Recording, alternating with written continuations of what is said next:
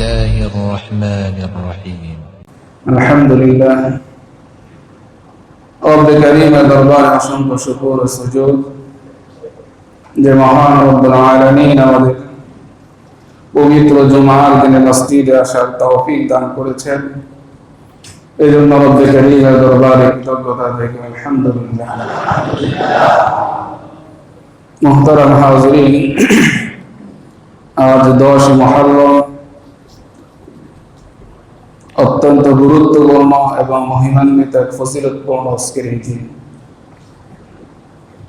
এই দিনের বৈশিষ্ট্য সম্পর্কে গত জুমায় বলেছিলাম যে এই দিনে আল্লাহ রাব্বুল আলামিন তার নবী হযরত মূসা আলাইহিস সালাতু ওয়াস সালাম এবং তার উম্মত বনি ইসরাঈলকে ফিরআউনের দাসত্ব থেকে নিষ্কৃতি দিয়েছিলেন এবং ফিরআউনকে আল্লাহ রাব্বুল আলামিন এই দিনে নিমজ্জিত করেছেন, ধ্বংস করেছেন। এটাকে কেন্দ্র করে হযরত মূসা আলাইহিস সালাতু ওয়াস সালাম আল্লাহর পক্ষ থেকে অনুগ্রহ প্রাপ্ত হয়ে শুকরিয়া স্বরূপ এই দিনে রোজা রাখতেন। নবীর অনুসরণে তার উম্মতরাও রোজা রাখতেন। আল্লাহর রাসূল সাল্লাল্লাহু আলাইহি ওয়াসাল্লাম মদিনায় হিজরতের পর মদিনার ইহুদিদেরকে যখন দেখেন এই দিনে রোজা রাখে, কারণ জিজ্ঞাসা করে জানতে পারেন যে হযরত মূসা আলাইহিস সালাতু ওয়াস সালামকে আল্লাহ রাব্বুল আলামিন এই দিনে বনি ইসরাইল সহ নীল নদের মাঝে রাস্তা করে নদী পার করে দিয়ে তাদেরকে নিষ্কৃতি দিয়েছেন এবং ফেরাউনকে নীল নদের মধ্যে নিমজ্জিত করেছেন, ডুবিয়ে মেরেছেন। এজন্য আল্লাহর নবী হযরত মূসা আলাইহিস সালাম তিনি শুকরিয়া আদায় করে এই দিনে রোজা রাখতেন।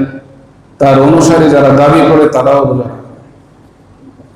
রাসূল কারীম সাল্লাল্লাহু আলাইহি ওয়াসাল্লাম বলেন, নাহনু আহাক্কু বিমূসা মিনকুম ফাসামাহু আমারা বিসিয়ামি। আল্লাহর রাসূল বলেন, মূসা আল্লাহ রাব্বুল আলামিনের হক নবী ছিলেন এবং আল্লাহ রাব্বুল আলামিনের বিধি নিষেধ তিনি পালন করতেন, উম্মতকে উদ্বুদ্ধ করতেন। আল্লাহ রাব্বুল আলামিনের মিশনের জন্য তিনি নির্বাচিত ছিলেন। ঠিক একইভাবে তিনি যে আল্লাহর নবী, যে মালিকের পক্ষ থেকে পয়গাম তিনি তার উম্মতের নিকট পৌঁছাতেন, সেই দিক থেকে আমি এবং আমরা ইহুদিদের থেকেও মূসার আরো নিকটতম। কারণ ইহুদিরা তারা দাবি করে মূসা আলাইহিস সালাতু ওয়াস সালামের উম্মত, কিন্তু শরীয়তে মূসায় তাওরাতের কোনো বিধিবিধান তাদের মধ্যে ছিল না। তাওরাত থেকে তারা অনেক দূরে সরে গিয়েছিল, কিতাবকে তারা বিকৃতি করেছে এবং যেই কিতাবে হযরতে জনাব মুহাম্মদুর রাসূলুল্লাহ সাল্লাল্লাহু আলাইহি ওয়াসাল্লামের আগমনের সংবাদ, যেই কিতাবের মধ্যে নবীর উম্মতদের অবস্থা একাধিক স্থানে বর্ণনা করা হয়েছে, তো এই বিষয়গুলোকে অস্বীকার করে প্রকারান্তরে তারা হযরতে মূসা আলাইহিস সালাতু ওয়াস সালামের রিসালাতকে, নবুয়তকে তারা অস্বীকার করে তারা শরীয়তে মূসা থেকে অনেক দূরে সরে গিয়েছে এবং আল্লাহ রাব্বুল আলামিনের যে বিধান, যে পয়গাম, তার থেকে তারা অনেক দূরে। সেই হিসাবে যেহেতু আমরা আল্লাহর হক নবী এবং আল্লাহ রাব্বুল আলামিন যে বিধিবিধান দিয়েছেন, যারা সেগুলো পালন করে তারাই সকলে ঐক্যবদ্ধ, এক, অভিন্ন। এজন্য মুহতারাম হাজিরিন, আল্লাহর রাসূল সাল্লাল্লাহু আলাইহি ওয়াসাল্লাম বলেন, আহাক্কু বিমূসা মিনকুম। মূসা আল্লাহর হক নবী ছিলেন, আমিও আল্লাহ তাআলার হক নবী। আর যারা নাকি আল্লাহ তাআলার বিধিবিধান পালন করে তারাই আল্লাহ রাব্বুল আলামিনের নিয়ামতের শুকরিয়া আদায় করে, কৃতজ্ঞতা আদায় করে এবং এই কৃতজ্ঞতা আদায়ের দিক থেকেও আমরা তাদের থেকে বেশি হকদার। তো আল্লাহর রাসূল তিনি রোজা রেখেছেন, সাহাবায়ে কেরাম রিদওয়ানুল্লাহি আলাইহিম আজমাইন তাদেরকেও রোজা রাখতে বলেছেন। শুধু এতটুকু, যেহেতু ইহুদিরা এই দিনে রোজা রাখে, আল্লাহর রাসূল সাল্লাল্লাহু আলাইহি ওয়াসাল্লাম তিনি সাহাবায়ে কেরামকে এই নির্দেশ দেন খালিফু ফীহিল ইয়াহুদ, যে তোমরা এই রোজা রাখার ক্ষেত্রে ইহুদিদের সাথে তোমাদের জন্য ব্যবধান থাকে, পার্থক্য থাকে। তোমরা তাদের মতো একদিন শুধু আশুরার রোজা 10 মুহররমে রাখবে না, বরং তার সাথে তোমরা মিলিয়ে তার পূর্বে অথবা পরে একদিন রাখবে। অন্য এক রওয়ায়াতের মধ্যে আল্লাহর রাসূল সাল্লাল্লাহু আলাইহি ওয়াসাল্লাম তিনি বলেন, যদি আমি বেঁচে থাকি, আল্লাহ হায়াত দেন, তাহলে আগামী বছর লা আসুমান্না তাসিআ ওয়াল আশিরা, নবম এবং দশম দিন রোজা রাখব। তো এই জন্য মুহতারাম হাজিরিন, ইসলামী শরীয়তের মধ্যে, শরীয়তে মুহাম্মাদিয়ায় এই আশুরার গুরুত্ব, তাৎপর্য, ফজিলত এখানেই। এছাড়া এই দিনে অনেক ঐতিহাসিক ঘটনা ঘটেছে, সামনে আরো ঘটতেও পারে। একই দিনে একাধিক বিষয় একত্রিত হতে পারে, হওয়া স্বাভাবিক। এজন্য মুহতারাম হাজিরিন, ইসলামের দৃষ্টিতে এর তাৎপর্য, এর গুরুত্ব এখানে এই বিষয়কে কেন্দ্র করে, আর অন্য কোনো বিষয়কে কেন্দ্র করে নবী মুহাম্মদুর রাসূলুল্লাহ সাল্লাল্লাহু আলাইহি ওয়াসাল্লাম এই দিনের গুরুত্ব বর্ণনা করেননি। যেমন আল্লাহর রাসূল সাল্লাল্লাহু আলাইহি ওয়াসাল্লামের পূর্বে আমাদের আদি পিতা হযরতে আদম আলাইহিস সালাতু ওয়াস সালাম, সহিহ সনদে পাওয়া যায় যে আল্লাহ রাব্বুল আলামিনের নিকট তিনি দোয়া করেছেন, তওবা করেছেন। তার এই দোয়া আল্লাহ রাব্বুল আলামিন 10 মুহররম কবুল করেছেন। মুহতারাম হাজিরিন, পরবর্তীতে হযরতে নূহ আলাইহিস সালাতু ওয়াস সালাম, তার ঘটনা আমরা জানি যে তিনি যে নৌকা তৈরি করেছিলেন 10 মুহররম, এই নৌকা যদি পর্বতে অবতরণ করে। হযরতে ঈসা আলাইহিস সালাতু ওয়াস সালাম, আমাদের নবীর পূর্বে যিনি এসেছেন,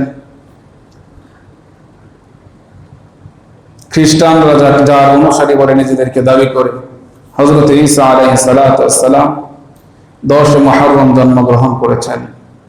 তো আল্লাহর রাসূল সাল্লাল্লাহু আলাইহি ওয়াসাল্লামের পূর্বে হযরতে আদম আলাইহিস সালাতু ওয়াস সালামের তওবা কবুল হওয়া, হযরতে নূহ আলাইহিস সালাতু ওয়াস সালামের মহাপ্লাবনের পর গোটা বিশ্ব নিমজ্জিত হওয়ার পর নিরাপদে যদি পর্বতে অবতরণ, হযরতে ঈসা আলাইহিস সালাতু ওয়াস সালামের মতো একজন নবী, একজন রাসূল, জলিল কদর পয়গম্বরের জন্মগ্রহণ, এটা সাধারণ কোনো বিষয় নয়, অনেক বড় বিষয়।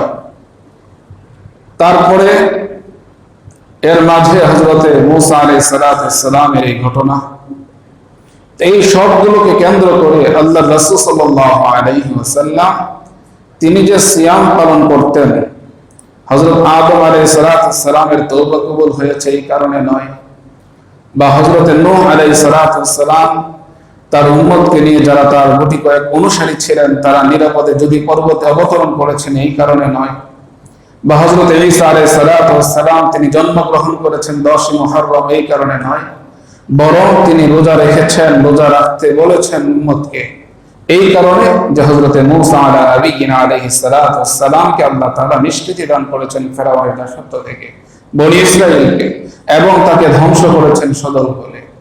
এজন্য আল্লাহর রাসূল রোজা রেখেছেন।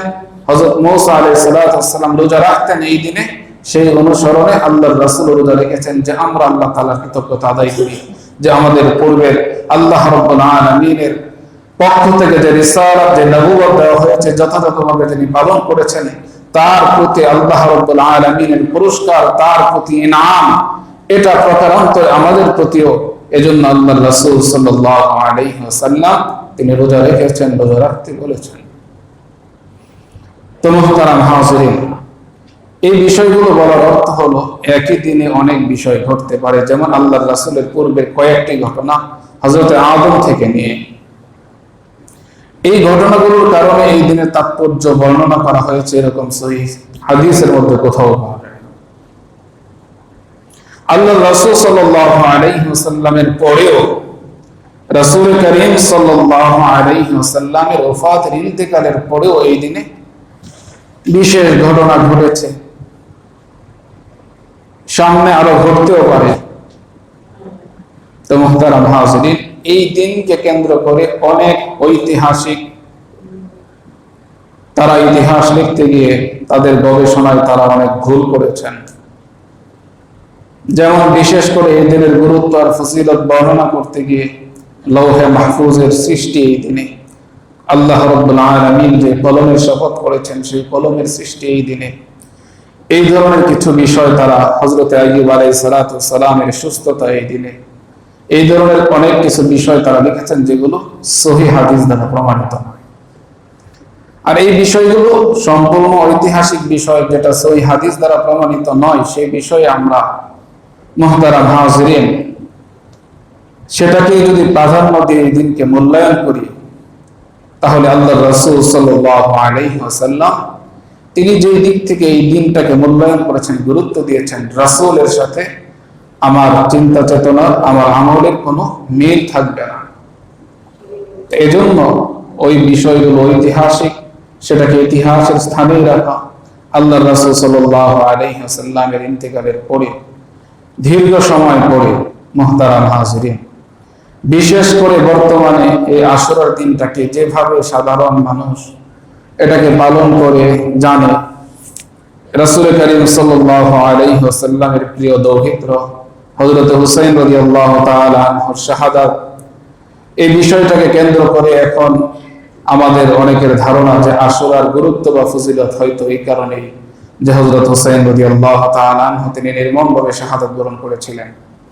মুহতারাম হাজিরিন, হযরত হুসাইন রাদিয়াল্লাহু তাআলা আনহু শাহাদাতকে কেন্দ্র করে ইসলামী শরীয়তে আশুরার গুরুত্ব বর্ণনা করা হয়নি, বরং শরীয়ত পরিপূর্ণ হয়ে গিয়েছে। আল-ইয়াওমা আকমালতু লাকুম দীনাকুম ওয়া আতমামতু আলাইকুম নি'মাতি ওয়া রাদিতু লাকুমুল ইসলাম দীনা। এটা কোরআনের আয়াত। আল্লাহর রাসূল সাল্লাল্লাহু আলাইহি ওয়াসাল্লামের নিকট জিবরাইল নিয়ে এসেছেন দিন ব্যবস্থা হিসাবে, জীবন ব্যবস্থা হিসাবে, দিন হিসাবে, ধর্ম হিসাবে ইসলামের পূর্ণাঙ্গতা ঘোষণা আল্লাহর রাসূলের জীবন দশায় এসেছে। এজন্য মুহতারাম হাজিরিন, পরবর্তীতে একটি বিষয় রাসূল করিম সাল্লাল্লাহু আলাইহি ওয়াসাল্লামের ইন্তেকালের আরো অনেক পরে সেই বিষয়কে কেন্দ্র করে ইসলাম এই দিনকে গুরুত্ব দিয়েছে, বিষয়টি মানয়। তবে সেই ঘটনাটা মর্মান্তিক, সেই ঘটনাটা খুবই দুঃখজনক। প্রত্যেকটা মুমিন মাত্রই তার আত্মা কেঁপে উঠবে, এটাও ঈমানের দাবি। কারণ রাসূল করিম সাল্লাল্লাহু আলাইহি ওয়াসাল্লাম তিনি হযরত হুসাইনকে ভালোবাসতেন এবং তিনি উম্মতকে বলেছেন যে আমি হুসাইনকে ভালোবাসি, তোমরাও তাকে ভালোবাসো। তো রাসূলের নির্দেশনা অনুযায়ী হযরত হুসাইন রাদিয়াল্লাহু তাআলা আনহুর প্রতি ভালোবাসা রাখা, তার প্রতি শ্রদ্ধা রাখা, তার এই মর্মান্তিক শাহাদাতে, এই ঘটনা যখনই কানে আসে বা চোখে আমরা যখন নাকি পড়ি, তখন স্বাভাবিক ভিতর থেকে কষ্ট অনুভব করা, এটা ঈমানের দাবি। সেটা স্বতন্ত্র একটি বিষয় মুহতারাম হাজিরিন। কিন্তু এই ঘটনাকে কেন্দ্র করে আশুরার 10 মুহররমের ফজিলত বর্ণনা করা হয়নি। এই বিষয়টা আমাদেরকে খুব ভালোভাবে বুঝতে হবে। আর এই কারবালাকে কেন্দ্র করে মুহতারাম হাজিরিন যা কিছু হয়, যে সকল রসম রেওয়াজ পালন করা হয়, কোনটাই এগুলো ইসলাম সমর্থিত নয়, বরং প্রত্যেকটাই এগুলো ইসলাম বিবর্জিত। এজন্য এই সকল বিষয় থেকে আমাদের বেঁচে থাকতে হবে। অংশগ্রহণ করার তো প্রশ্নই ওঠে না। এইগুলো উপভোগ করা, দেখা, সেটাও ইসলামে নিষিদ্ধ। হারাম বিষয়, হারাম বস্তু উপভোগ করা, অংশগ্রহণ করা আর উপভোগ করা দুটোই সমান অপরাধ। এজন্য যারা করে তাদের এগুলো আমরা দেখতেও যাব না। নিজেদের ঈমানকে, নিজেদের আমলকে আমরা হেফাজত করব। আল্লাহ তাআলা আমাদের সকলকে তৌফিক দান করেন। তো মুহতারাম হাজিরিন, হযরত হুসাইন রাদিয়াল্লাহু তাআলা আনহুর শাহাদাতকে কেন্দ্র করে বর্তমান সময়ে এই বিষয়টা এমন ভাবে প্রতিষ্ঠিত হওয়া যে সাধারণ থেকে সাধারণ মানুষ পর্যন্ত এই বিষয়টা জানে যে আশুরা মানেই কারবালা।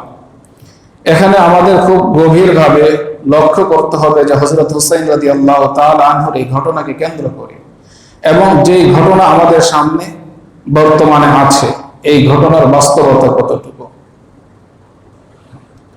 অনেকে আমরা এই ঘটনাকে জানি এইভাবে যে হযরত হুসাইন রাদিয়াল্লাহু তাআলা আনহু তিনি অন্যায়ের বিরুদ্ধে জিহাদে অংশগ্রহণ করতে গিয়ে শাহাদাত বরণ করেছেন। বা কেউ কেউ এই ধরনের জানি কোন ঐতিহাসিক লিখেছেন যে জুলুম এবং দুঃশাসনের বিরুদ্ধে হযরত ইয়াজিদ হযরত হুসাইন রাদিয়াল্লাহু তাআলা আনহু জুলুম আর দুঃশাসন এগুলো উৎখাত করার জন্য এই সংগ্রামে তিনি ঝাঁপিয়ে পড়েছেন। আবার কারো কারো এই ধরনের দৃষ্টিভঙ্গি কোন ঐতিহাসিক যে হযরত হুসাইন তিনি রাজতন্ত্র উৎখাত করতে, গণতন্ত্র তিনি প্রতিষ্ঠা করতে তিনি গিয়েছেন। মুহতারাম হাজিরিন, এই বিষয়গুলো যখন আমরা মৌলিকভাবে বিভিন্ন দিক থেকে আমরা যখন দেখি, গবেষণা করি, হযরত হুসাইন রাদিয়াল্লাহু তাআলা আনহু কারবালার এই মর্মান্তিক শাহাদাত এর প্রেক্ষাপট, পূর্বের অবস্থা এবং আমাদের আকীদা, আমাদের বিশ্বাস, ইসলামের মূলনীতিগুলোকে সামনে রেখে তখন এই বিষয়গুলো প্রত্যেকটাই ভ্রান্ত বলে প্রমাণিত হয়। একটি বিষয় হলো যে প্রথমত হযরতে হুসাইন রাদিয়াল্লাহু তাআলা আনহু তিনি জিহাদে অংশগ্রহণ করেছেন, জিহাদের জন্য রওনা হয়েছেন মক্কা থেকে। মুহতারাম হাজিরিন, জিহাদ করবেন তিনি কার বিরুদ্ধে? একটি প্রশ্ন। কারণ তার প্রতিপক্ষ যারা, মুহতারাম হাজিরিন, তারাও ইমানদার, তারাও মুমিন, তারাও মুসলমান। এবং তিনি যখন মক্কা থেকে তিনি যান, তখন মক্কায় যে সকল সাহাবায়ে কেরাম ছিলেন, হযরত আব্দুল্লাহ ইবনে জুবাইর রাদিয়াল্লাহু তাআলা আনহু, যিনি হযরত আয়েশা সিদ্দিকা রাদিয়াল্লাহু তাআলা আনহার ভাগিনা ছিলেন, আব্দুল্লাহ ইবনে জুবাইর, হযরত আব্দুল্লাহ ইবনে আব্বাস, আব্দুল্লাহ ইবনে উমর, এই ধরনের বড় বড় সাহাবায়ে কেরাম তারা মক্কায় উপস্থিত ছিলেন। এই সকল সাহাবায়ে কেরাম হযরত হুসাইন রাদিয়াল্লাহু তাআলা আনহুকে বারংবার নিষেধ করেছেন যে না, আপনি যাবেন না,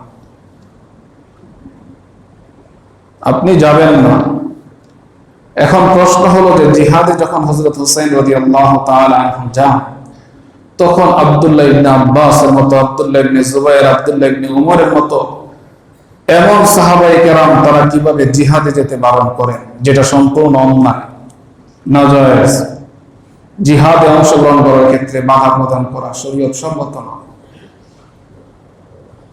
যে সকল সাহাবায়ে কেরাম রাসূল কারীম সাল্লাল্লাহু আলাইহি ওয়াসাল্লামকে এমন ভাবে অনুসরণ করতেন, আব্দুল্লাহ ইবনে উমর রাদিয়াল্লাহু তাআলা আনহু রাসূলের সাথে সফর করেছিলেন। পথিমধ্যে সাওয়ারিতে আরোহণ করা অবস্থায় একটি গাছের ডাল ছিল, আল্লাহর রাসূল সাল্লাল্লাহু আলাইহি ওয়াসাল্লাম সেই ডাল থেকে বাঁচার জন্য মাথা নিচু করে তিনি গিয়েছিলেন। পরবর্তীতে সেই রাস্তা যখন রাসূল ছিলেন না, আব্দুল্লাহ ইবনে উমর সেই পথ দিয়ে অতিক্রম করেন। সেই বৃক্ষটিও ছিল না, ডালও ছিল না, কিন্তু স্থানটা তার নির্ধারিত ছিল, নির্দিষ্ট ছিল, তিনি চিনতে পেরেছেন। সেখানে এসে মাথা ঝুঁকিয়ে দিয়েছেন যে আল্লাহর রাসূল এই স্থানটা মাথা ঝুঁকিয়ে চলেছেন। আল্লাহ রাসূল সাল্লাল্লাহু আলাইহি ওয়াসাল্লাম জরুরত সেরেছেন, সওয়ার অবস্থায়, সফর অবস্থায় হযরত আব্দুল্লাহ ইবনে উমর সেই স্থানে গিয়ে রাসূল যেখানে বসেছিলেন সেখানে গিয়ে তিনিও কিছুক্ষণ বসে থাকেন, যে আল্লাহর রাসূল সাল্লাল্লাহু আলাইহি ওয়াসাল্লাম এখানে বসেছিলেন। এইভাবে যে সাহাবায়ে কেরাম রাসূলকে অনুসরণ করেছেন, অনুকরণ করেছেন, সেই সকল সাহাবায়ে কেরাম জিহাদে যেতে বারণ করবেন। জিহাদ এটা ইসলামের অনেক গুরুত্বপূর্ণ একটি শাখা, এবং জিহাদ এটা সব সময়ের জন্য ফরজে কিফায়া। রাসূল বলেন, আল জিহাদু মাযুন ইলা ইয়াউমিল কিয়ামা, কিয়ামত পর্যন্ত জিহাদ চলবে। তো মুহতারাম হাজিরিন, সেই বিষয়ে কিভাবে নিষেধ? কোরআনে কারীমের বর্ণনা অনুযায়ী কাতিলুহুম হাত্তা লা তাকুনা ফিতনা ওয়া ইয়াকুনা আদ-দীনু লিল্লাহ, যে তোমরা সংগ্রাম করতে থাকো, লড়াই করতে থাকো, তাদের বিরুদ্ধে সশস্ত্র লড়াই তোমরা চালাও, যতক্ষণ না পর্যন্ত আল্লাহর জন্য সকলে দিনকে গ্রহণ করে নেয়। রাসূলের এই হাদিস, কোরআনের আয়াতকে মিলালে এটাই প্রমাণিত হয় যে কিয়ামত পর্যন্ত জিহাদ চলবে, যে কোনো ভূখণ্ডে হোক।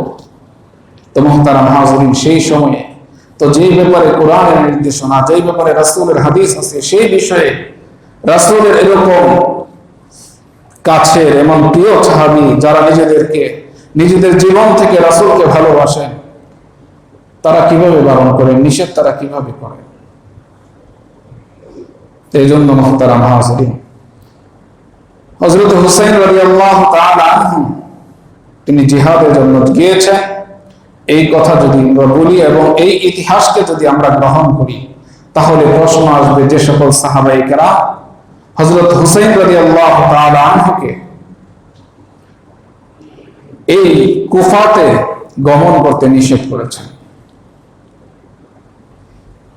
দ্বিতীয় প্রশ্ন হবে, যখন হযরত হুসাইন রাদিয়াল্লাহু তাআলা আনহু কুফার নিকটবর্তী পৌঁছেন, উবাইদুল্লাহ ইবনে জিয়াদের সৈন্যরা যখন নাকি পথ রোধ করে এবং তার সাথে সলা পরামর্শ করে যখন তারা যুদ্ধে অবতীর্ণ হওয়ার জন্য সিদ্ধান্ত নেয়, তখন হযরত হুসাইন রাদিয়াল্লাহু তাআলা আনহুর বক্তব্য কি ছিল? আমি যুদ্ধ চাই না, আমাকে তোমরা সুযোগ দাও, আমি মক্কায় ফিরে যাব। আমি এখানে লড়াইয়ের জন্য আসিনি, যুদ্ধের জন্য আসিনি।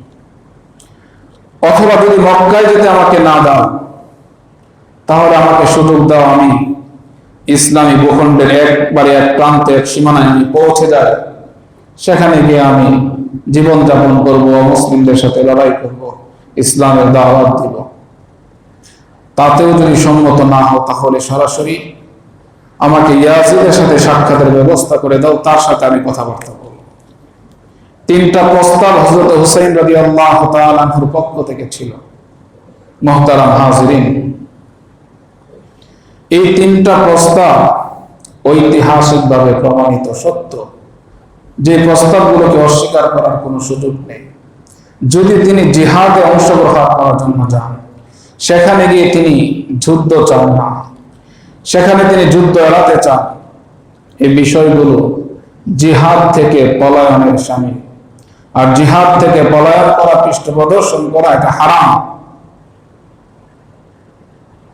জিহাদ থেকে যারা পলায়ন করে তাদের উপর রাসূলের আল্লাহর লানত অভিশাপ। তাহলে কিভাবে আমি আপনি এই ইতিহাসকে বিশ্বাস করব যে হযরত হুসাইন রাদিয়াল্লাহু তাআলা আনহু তিনি জিহাদের জন্য গিয়েছেন? এক তো প্রথমত এদিকে সাহাবায়ে কেরাম আব্দুল্লাহ ইবনে উমর, আব্দুল্লাহ ইবনে জুবাইর, আব্দুল্লাহ ইবনে আব্বাস, বড় বড় সাহাবায়ে কেরামের নিষেধ, এবং অন্যান্য সাহাবায়ে কেরাম তারাও নিষেধ করেছেন। জিহাদে গেলে তারা নিষেধ করতে পারে না। সেখানে গিয়ে হযরত হুসাইন রাদিয়াল্লাহু তাআলা আনহু তিনটি প্রস্তাব, এই বিষয়গুলোকে সামনে রাখলে বোঝা যায় তিনি জিহাদের জন্য যাননি। হ্যাঁ, তিনি গিয়েছেন, কুফা থেকে অসংখ্য পত্র তার নিকট এসেছে। 2-3 দিনের ব্যবধানে 1500-এর অধিক পত্র এসেছে। কুফার জনগণ অপেক্ষায় আছে যে আপনি আসেন, আপনার নিকট আমরা বায়াত গ্রহণ করব, খলিফা হিসাবে আমরা আপনাকে মেনে নিই। সাহাবায়ে কেরাম তারা হযরত হুসাইন রাদিয়াল্লাহু তাআলা কে বোঝাতে চেয়েছেন, তারা আপনার পিতার সাথেও বিশ্বাসঘাতকতা করেছে, আপনার সাথেও বিশ্বাসঘাতকতা করবে। তাদের কথায় আস্থা রাখবেন না, বিশ্বাস করবেন না। তিনি তার চাচাতো ভাইকে তিনি পাঠান সেখানের অবস্থা পর্যবেক্ষণের জন্য। তার থেকে তিনি সংবাদ গ্রহণ করে তারপর তিনি রওনা দিবেন। সেখানে গিয়ে অবস্থা দেখে তিনি বলেন যে হ্যাঁ, এখানের পরিস্থিতি অনুকূল, তারা সকলে আপনার হাতে বায়াত গ্রহণ করতে প্রস্তুত। আর স্বাভাবিকভাবে হযরত হুসাইন রাদিয়াল্লাহু তাআলা আনহু তিনি ইয়াজিদ থেকে, ঈমান আমালের দিক থেকে, পরহেজগারের দিক থেকে, তাকওয়ার দিক থেকে তিনি উত্তম ছিলেন নিঃসন্দেহে। তো সুতরাং ইসলামে খেলাফতের খলিফা হবেন, আমির হবেন, সবচেয়ে উত্তম ব্যক্তি। এটা ফরজ কোনো বিষয় নয়, এটা হলো মুস্তাহাব, উত্তম একটি বিষয়। আর কোন মুস্তাহাব বিষয়কে প্রতিষ্ঠা করার জন্য জিহাদ ইসলামে অনুমোদন করে না। ইসলামে কোন মুস্তাহাব বিষয় প্রতিষ্ঠার জন্য ইসলামে শরীয়তে মুহাম্মাদিয়া জিহাদকে অনুমোদন করে না। তো সুতরাং হযরত হুসাইন রাদিয়াল্লাহু তাআলা আনহু তিনি একটা উত্তম বিষয় আজিমতকে প্রতিষ্ঠার জন্য কুফায় গিয়েছেন, যে তারা চায় যদি আমি যাই তাহলে সমস্যাটা কোথায়, এটা তো ভালো উত্তম জিনিস। তো উত্তম বিষয়টা প্রতিষ্ঠার জন্য তিনি গিয়েছেন।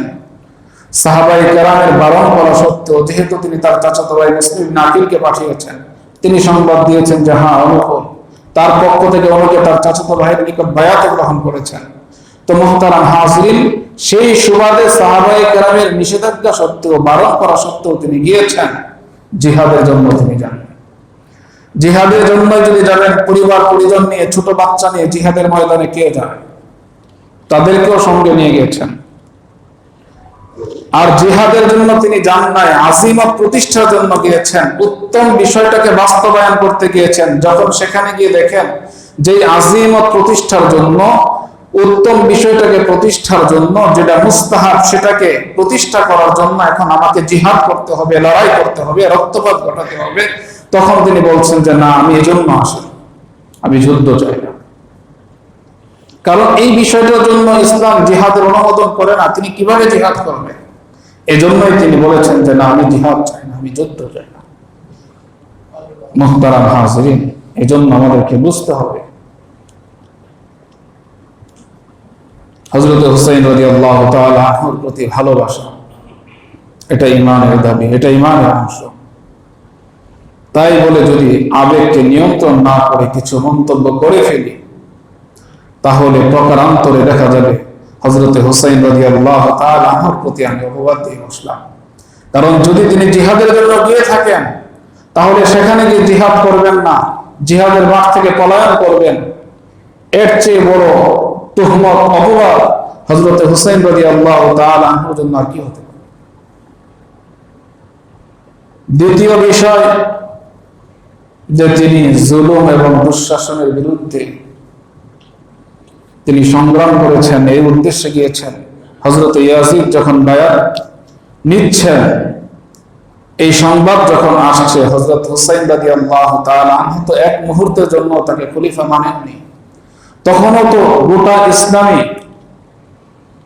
সালাতাতের মধ্যে ইয়াজিদের বায়াত সম্পন্ন হয়নি। তো তার জুলুম আর দুঃশাসন প্রমাণিত হলো কোথায়? একজন দায়িত্ব নিচ্ছেন, নেয়ার সাথে সাথেই তার জুলুমের বিরুদ্ধে, তার দুঃশাসনের বিরুদ্ধে মুহতারাম হাজরিন সময়টা কোথায়, কখন করলেন? স্বাভাবিক আকল, আমাদের স্বাভাবিক বিবেককে যদি আমরা খাতায় প্রশ্ন করি, বিবেককে, যে লোকটি সবেমাত্র দায়িত্ব নিচ্ছে, এখনো তার দায়িত্ব বা নেওয়া সম্পন্ন হয়নি, আর তার জুলুম দুঃশাসনের বিরুদ্ধে সংগ্রামে নেমে পড়ল, কোথায়? মুহতারাম হাজরিন, এজন্য বিষয়গুলো একটু সূক্ষ্মভাবে বোঝা। তৃতীয় আরেকটা বিষয় হলো যে তিনি রাজতন্ত্র উৎখাত করে গণতন্ত্র প্রতিষ্ঠা করতে গিয়েছেন। গণতন্ত্রের মূল মন্ত্র কি? যে গণতন্ত্রের মূল মন্ত্র হলো জনগণ সকল ক্ষমতার উৎস। ইসলাম সেটাকে বলে কুফর, ইসলাম সেটাকে বলে শিরক। আপনি হযরত হুসাইন রাদিয়াল্লাহু তাআলা আনহুকে এই কুফর আর শিরকের মধ্যে তার জীবনের মূল একটা অংশ, যেখানে তার পরিবার পরিজন নিয়ে তিনি শাহাদাত বরণ করেছেন, মুহতারাম হাজরিন, সেখানে তাকে শিরক আর কুফরের মধ্যে লিপ্ত করে দিয়েছেন। রাজতন্ত্র উৎখাত করতে, গণতন্ত্র প্রতিষ্ঠা করতে তিনি গিয়েছেন। মুহতারাম হাজরিন, এই বিষয়ে যদি আমরা চিন্তা করি, হযরত হুসাইন রাদিয়াল্লাহু তাআলা আনহু গণতন্ত্র প্রতিষ্ঠা করতে যান। আর হযরতে আমির মুআবিয়া রাদিয়াল্লাহু তাআলা আনহু, তিনি তার সন্তানকে সন্তান হিসাবে দায়িত্বভার দেন। ইসলামী ইতিহাসের মধ্যে দৃষ্টান্ত হযরতে আবু বকর রাদিয়াল্লাহু তাআলা আনহু, তিনি হযরতে ওমর রাদিয়াল্লাহু তাআলা আনহুকে খলিফা হিসাবে নির্ধারণ করেছেন। হযরতে আবু বকর হযরতে ওমর রাদিয়াল্লাহু তাআলা আনহুকে নির্বাচন করেছেন পরবর্তী খলিফা হিসাবে, এই দৃষ্টান্ত আছে। সেই হিসাবে অনেক সময় অনেকের এই প্রশ্ন থাকে যে হযরতে ওমর আবু বকর রাদিয়াল্লাহু তাআলা আনহুর কোন আত্মীয় নয়, কিন্তু ইয়াজিদ হযরতে মুআবিয়া রাদিয়াল্লাহু তাআলা আনহুর সন্তান। মুহতারাম হাজরিন, এখানে আমাকে আপনাকে বুঝতে হবে, যদিও হযরতে ওমর হযরতে আবু বকরের কোন আত্মীয় নন, আর ইয়াজিদ হযরতে মুআবিয়ার সন্তান, খেলাফতের দায়িত্বভার তাকে দেয়া এবং তার ব্যাপারে হযরতে মুআবিয়া রাদিয়াল্লাহু তাআলা আনহুর দোয়া এবং রাসূল করিম সাল্লাল্লাহু আলাইহি ওয়াসাল্লামের হযরতে মুআবিয়ার জন্য দোয়া এবং হযরতে মুয়াবিয়াকে রাসূলের পক্ষ থেকে যে দায়িত্বভার দেওয়া, এই বিষয়গুলোকে আমরা যদি সামনে আনি তাহলে বিষয়টা পরিষ্কার হয়ে যাবে। প্রথমত হযরতে আমির মুয়াবিয়া রাদিয়াল্লাহু তাআলা আনহু যখন নাকি হযরতে ইয়াজিদকে দায়িত্বভার দেন, তখন তো কারবালার ঘটনা ঘটেনি, তখন তো তাকে এভাবে চিত্রায়িত করা হয়নি, পরবর্তীতে তাকে করা হয়েছে। দ্বিতীয় বিষয় হলো হযরতে আমির মুয়াবিয়ার ব্যাপারে আল্লাহর রাসূল দোয়া করেছেন। তিরমিজি শরীফের মধ্যে হাদিস এসেছে, আল্লাহুম্মা জাআলহু হাদিয়ান মাহদিয়া। হযরতে মুয়াবিয়া রাদিয়াল্লাহু তাআলা আনহুর জন্য আল্লাহর রাসূল সাল্লাল্লাহু আলাইহি ওয়াসাল্লাম দোয়া করেছেন, আল্লাহুম্মা জাআলহু হাদিয়ান মাহদিয়া, যে আল্লাহ তুমি মুয়াবিয়াকে পথ প্রদর্শক হিসাবে তুমি কি করো, কবুল করো। সে হিদায়াতের উপর থাকবে, হিদায়াতের উপর অটল অবিচল থাকবে, কোন ধরনের ভ্রান্ত আকীদা, ভ্রান্ত বিশ্বাস, কোন গুমরাহি তাকে স্পর্শ করতে না পারে, এবং তাকে তুমি পথ প্রদর্শক হিসাবে কবুল করো। আল্লাহর রাসূল মুয়াবিয়ার জন্য দোয়া করেছেন। আর হযরতে মুয়াবিয়া রাদিয়াল্লাহু তাআলা আনহু খুতবার সময় আমরা দোয়া করি, দ্বিতীয় খুতবায় লম্বা দোয়া হয়, খুতবার মধ্যে যে দোয়া হয় এই দোয়া আল্লাহ তাআলা কবুল করেন। এই সুসংবাদ নবী মুহাম্মদুর রাসূলুল্লাহ সাল্লাল্লাহু আলাইহি ওয়াসাল্লামের পক্ষ থেকে আমরা পেয়েছি। আল্লাহর রাসূল দোয়া করতেন, খতিব সাহেব খুতবায় দোয়া করেন গোটা মুসলিম উম্মার জন্য। তো মুহতারাম হাজিরিন, যেই সময়টা দোয়া কবুল হয় সেই সময় এই খুতবায় হযরতে মুয়াবিয়া রাদিয়াল্লাহু তাআলা আনহু তিনি তার এই সন্তান ইয়াজিদের ব্যাপারে তিনি দোয়া করেন যে আল্লাহ, যদি আমি তাকে আমার সন্তান হিসেবে যদি তাকে দায়িত্ব দিয়ে থাকি তাহলে তুমি তাকে নাকাম করে দাও, ব্যর্থ করে দাও। তো কোন পিতা তার সন্তানকে দায়িত্ব দিয়ে তার ব্যর্থতার দোয়া এমন মুহূর্তে করে না যে মুহূর্তে দোয়া কবুলের প্রতিশ্রুতি উম্মত পেয়েছে রাসূল। মুহতারাম হাজিরিন,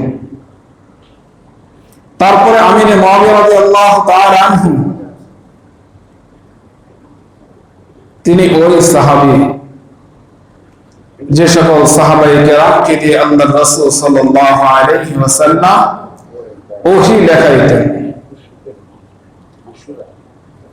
ওহী লেখাইতেন সেই সাহাবী। তো মুহতারাম হাজিরিন, আমাকে আপনাকে বুঝতে হবে আমির মুয়াবিয়া তিনি কাতিল ওহী। হযরত জিবরাইল আলাইহিস সালাম ওহী নিয়ে আসতেন, কিছু সাহাবায়ে কেরামকে আল্লাহর রাসূল সাল্লাল্লাহু আলাইহি ওয়াসাল্লাম তিনি দায়িত্ব দিয়েছিলেন, তারা সেই ওহী লিখত। ওহী লেখকদের মধ্য থেকে একজন আমির মুয়াবিয়া রাদিয়াল্লাহু তাআলা। এখন বিষয় হলো আমির মুয়াবিয়া রাদিয়াল্লাহু তাআলা আনহু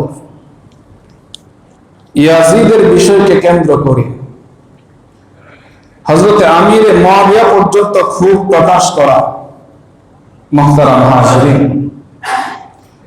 যদি আমির মুয়াবিয়ার প্রতি প্রশ্ন আসে তাহলে কোরআনের ব্যাপারেও প্রশ্ন আসবে। তখন আমার আপনার ইমানের অবস্থা কি হবে, ইসলাম ধর্মের অবস্থা কি হবে? আর হযরত হুসাইন রাদিয়াল্লাহু তাআলা আনহুর শাহাদাত, ইয়াজিদের পক্ষ থেকে নির্দেশনা এতটুকু ছিল, কুফার গভর্নর উবাইদুল্লাহ ইবনে জিয়াদের নিকট হযরত হুসাইন রাদিয়াল্লাহু তাআলা আনহু তিনি যেন কুফায় প্রবেশ করতে না পারেন, নির্দেশনা এতটুকু ছিল। উবাইদুল্লাহ ইবনে জিয়াদ সে যেহেতু ইয়াজিদের প্রতিদ্বন্দ্বী হযরত হুসাইন রাদিয়াল্লাহু তাআলা আনহু অতি উৎসাহী হয়ে সে যে ঘটনা ঘটিয়েছে তার ধারণা ছিল এতে ইয়াজিদ খুশি হবে, তাকে পদোন্নতি দিবে। মুহতারাম হাজিরিন, পরবর্তী ইতিহাস সকলের নিকট পরিষ্কার, ইয়াজিদ তাকে পদোন্নতি দেয়নি, বরং তাকে পদচ্যুত করা হয়েছে। যারা হযরত হুসাইন রাদিয়াল্লাহু তাআলা আনহুর শির মোবারক নিয়ে গিয়েছিলেন তারা ভেবেছিলেন যে হয়তো পুরস্কৃত হব, ইনাম পাব, কিন্তু তারা ধিক্কার আর ভৎসনা পেয়েছে। ইয়াজিদের চোখ থেকে অশ্রু ঝরেছে। তো মুহতারাম হাজিরিন, এবং তিনি বলেছেন যে এই হুকুম তাকে কে দিয়েছে। তো এই বিষয়গুলো ঐতিহাসিকভাবে প্রমাণিত। তারপরেও কেন বিভিন্ন ধরনের ইতিহাসের মধ্যে বিভিন্ন রং রস লাগিয়ে ইয়াজিদকে এইভাবে চিত্রিত করা, এর উদ্দেশ্য কি? যেটা হযরত আমির মুআবিয়া রাদিয়াল্লাহু তাআলা আনহু পর্যন্ত। অথচ রব্বে কারীম বলেন, উলাইকা আল্লাযীনা ইমতাহানাল্লাহু কুলুবাহুম লিত্তাকওয়া, সাহাবায়ে কেরামের অন্তরকে আল্লাহ তাআলা তাকওয়ার পাল্লা দ্বারা যাচাই করেছেন, পরীক্ষা করেছেন। লাহুম মাগফিরা, তাকওয়া দ্বারা তাদেরকে পরিমাপ করে যাচাই বাছাই করে তাদের অন্তরকে তাদের জন্য ক্ষমার ঘোষণা দিয়েছেন। আজরুন আযীম, মহা প্রতিদানের ঘোষণা দিয়েছেন সকল সাহাবায়ে কেরামের ব্যাপারে রাদিয়াল্লাহু আনহুম। সকল সাহাবায়ে কেরামের উপর আল্লাহ তাআলা সন্তুষ্ট, কোরআনে কারীমের মধ্যে এসেছে। মুহতারাম হাজিরিন, তো আল্লাহ রাব্বুল আলামিন যে সাহাবীদের উপর সন্তুষ্ট, আল্লাহ রাব্বুল আলামিন যে সাহাবীদের অন্তরকে পরীক্ষা করেছেন তাকওয়ার দ্বারা, ঘোষণা দিয়েছেন ক্ষমা, ঘোষণা দিয়েছেন তাদের মহা প্রতিদানের। রাসূল করিম সাল্লাল্লাহু আলাইহি ওয়াসাল্লাম বলেন, ইখতারানি ওয়া ইখতারালি আসহাবি, যে আল্লাহ রাব্বুল আলামিন আমাকে যেমন নির্বাচন করেছেন নবুয়তের জন্য, আমাকে যেমন নির্বাচন করেছেন শেষ নবী হিসাবে, ঠিক আমার জন্য আমার প্রত্যেকটা সাহাবায়ে কেরামকে এক এক করে আল্লাহ তাআলা নির্বাচন করেছেন। তো মুহতারাম হাজিরিন, এখন যদি আমার আপনার ভুল ইতিহাস অধ্যয়নের কারণে আমিরে মুআবিয়ার প্রতি যদি কোনো ধরনের কোনো সংশয় আমার আপনার দিলে আসে, তাহলে বুঝতে হবে আমার আপনার এই সংশয় কোরআনের মধ্যে আসবে, যেখানে আল্লাহ রাব্বুল আলামিন পরিষ্কার করে দিয়েছেন, নামতাহানাল্লাহু কুলুবাহুম, কলবুন শব্দের বহুবচন হলো কুলুব। আল্লাহ রাব্বুল আলামিন বলেন যে কুলুবাহুম, প্রত্যেকটা সাহাবীর অন্তর আমি তাকওয়ার ভিত্তি দ্বারা যাচাই করেছি, তারা শতভাগ উত্তীর্ণ হয়েছে এবং তাদেরকে মহা ক্ষমার ঘোষণা এবং মহা প্রতিদানের ঘোষণা রব্বে কারীম কোরআনে কারীমের মধ্যে দিয়েছেন। কোরআনের মধ্যে কোনো সংশয় আছে? লা রাইবা ফি, কোনো সংশয় নেই, কোনো সন্দেহের অবকাশ নেই। যা অকাট্য। তো মুহতারাম হাজিরিন, মূল বিষয় হলো এই যে যদি ইয়াজিদ সে আল্লাহর রাসূলের সাহাবী না, ইয়াজিদের বিষয়টাকে উবাইদুল্লাহ ইবনে জিয়াদের ইতিহাসের এই জঘন্যতম অন্যায় অপরাধ